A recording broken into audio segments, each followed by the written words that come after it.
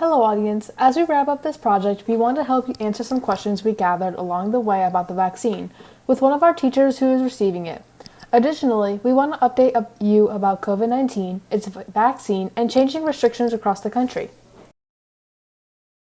Both states of Texas and Mississippi have decided to remove their state mask mandates and restrictions on percent of people allowed in buildings, meaning that stores may allow 100% unmasked customers. How you feel about this politically isn't the concern of this video.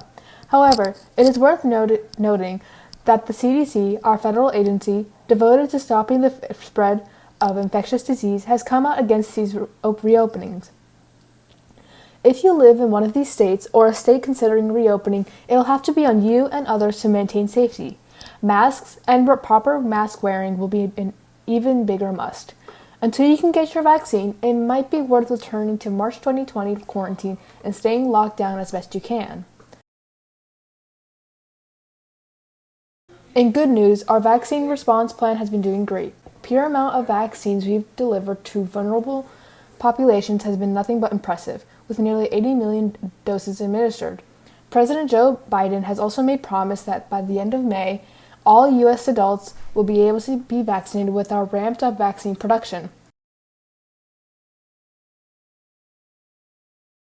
As of March 2nd, President Joe Biden directed all states to prioritize educators for the coronavirus vaccine.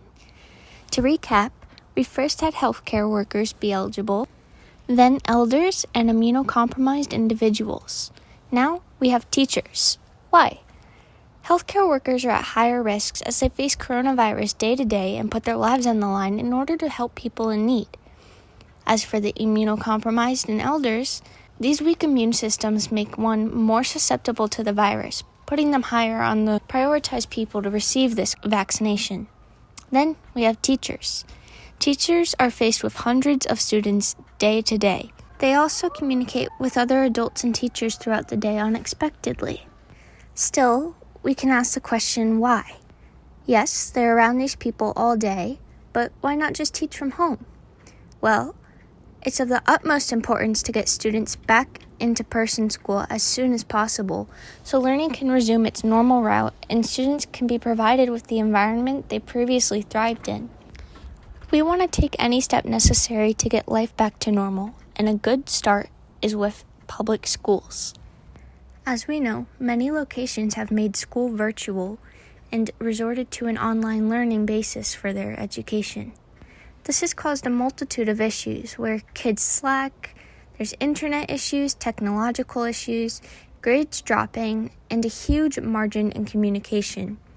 Teachers are struggling to fully understand and comprehend if their students are gripping the content in the course, especially with the lack of cameras. And students are failing to communicate to their teachers the questions they have and concerns about the coursework. This lack of understanding leads to future issues, such as in test taking and even later life, as some of this information could become useful later on. This environment of online learning, if required by the school or the parents, is especially difficult to kids of a younger age. It has been psychologically proven that children's brains are the most flexible and easy to manipulate at that age, making it the most important stage to retain and learn information such as language or basic vocabulary. As of right now, it's not all teachers, only teachers over the age of 50. These waves for the teachers to be eligible will continue to progress based on age because, as previously stated, the older anyone gets, the weaker their immune system is likely to become, making them more high risk to the virus. Though it may be baby steps, we're moving along. And since the virus has come out, the average amount of cases per day has decreased greatly, and we continue to see a gradual decrease as time goes on. These trends are giving us global hope. On a last note, I'd like to address a sensitive topic. During this pandemic, of course, we've seen a greater increase in deaths worldwide, but not all are caused by this virus. Many are caused by suicide. There is nothing more difficult than being cut off from day-to-day activities and being exposed to friends and normal social activities that one would take part in. While it is heavily unfortunate and unfair that life has to be this way right now, it won't stay this way forever. In fact, there's promise that sooner rather than later, life will resume its normal path.